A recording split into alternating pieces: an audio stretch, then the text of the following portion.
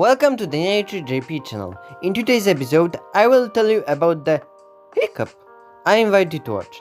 It is probably a reflex that everyone knows to prevent choking on food.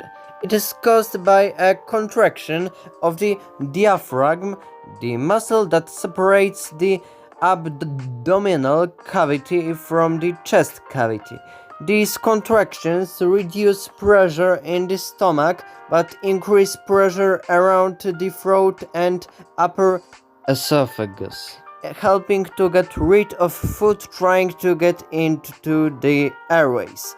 The annoying noise is caused by the closing of the loudspeakers and vocal cords when you inhale. Usually it appears in a harmless moment, e.g. when washing down hot food with cold drink.